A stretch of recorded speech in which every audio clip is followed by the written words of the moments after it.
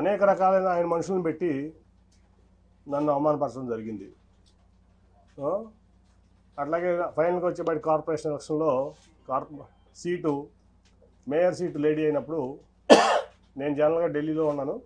Phone చేసి corporation elections ఏం చేస్తామని అడిగారు నన్ను. చంద్రబాబు నాయుడు గారు ఏం లేదు సార్, నేనేం ఆలోచించలేదు, ఇన్ఛార్జ్లు ఉన్నారు కదా వాళ్ళు చూసుకుంటున్నారంటే, కాదు మేయర్ అభ్యర్థి ఎవరిని పెడుతున్నారు అంటే నాకు తెలియదు సార్ అన్నా. ఇదే మాటలు మీకు చెప్తున్నా, నేను ఒక రూపాయలు కోల్పోవట్లేదు. ఆ రోజు అన్నాడు బోండమ్మ గారి వైఫ్ని పెడుతున్నారని నిజమేనా అని నన్ను అడిగారు. ఆయన ఫోన్లో క్వశ్చన్, నేను వాళ్ళ వరకు ఎవరికి చెప్పలా నిజం, నాకు తెలియదండి అన్న. లేదు అది జరిగితే చాలా ప్రమాదకరం, నువ్వు ముందు మీ కుటుంబంలో మీ కూతుర్లో ఉన్న పెట్టు అంటే, లేదండి వాళ్ళు ఈ ఆలోచన లేదు, వాళ్ళకి రాజకీయంలోకి వచ్చేది ఆలోచన లేదంటే, కాదని చెప్పి మూడు రోజులు నన్ను ఆయన ఇబ్బంది పెట్టారు, ఆయన బలవంత పెట్టారు, ఇబ్బంది కాదు. సరే అప్పుడు టాటా ట్రస్ట్లో పనిచేస్తున్న శ్వేత అని మాట్లాడితే, నాకు ఇంట్రెస్ట్ లేదు డాడీ, నాకు సోషల్ సెక్టర్లో చాలా ఇంట్రెస్ట్గా ఉన్నాయంటే ఇట్లా చెప్పారమ్మా చంద్రబాబు గారు.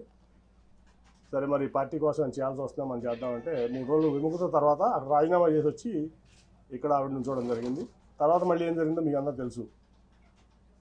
అట్లా మళ్ళీ అదే మనుషులతో ప్రెస్ మీట్ పెట్టించి ఎలక్షన్ 2-3 రోజుల ముందు నన్ను ఒక వ్యక్తితో ప్రెస్ మీట్లో పబ్లిక్గా ఆ ఎంపీ కేసునేనా అని చెప్తూ కొట్టిస్తానని చెప్పి మాట్లాడించారు చంద్రబాబు నాయుడు గారు. ఆ ఎంపీ కేసునేనా అని చెప్పు తీసి కొడతానని చెప్పి ఒక క్యారెక్టర్లెస్ పర్సన్ పార్టీ ఎంపీని అన్నారు. స్పందన లేదు పార్టీ నుంచి కానీ ఏ వ్యక్తి నుంచి కానీ. అదే ప్రెస్ మీట్లో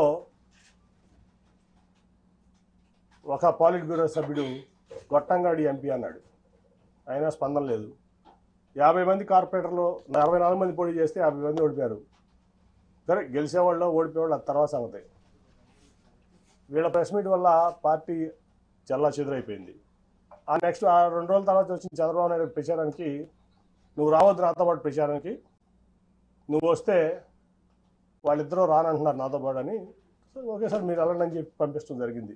ఒక సిట్టింగ్ ఎంపీ లేకుండా కార్పొరేషన్ ఎలక్షన్స్లో నా కూతురు నుంచోబెట్టి నా డబ్బులు ఖర్చు పెట్టుకుని నేను లేకుండా ప్రచారానికి వచ్చాడు ఆయన, ఒక పార్టీ అధ్యక్షుడు.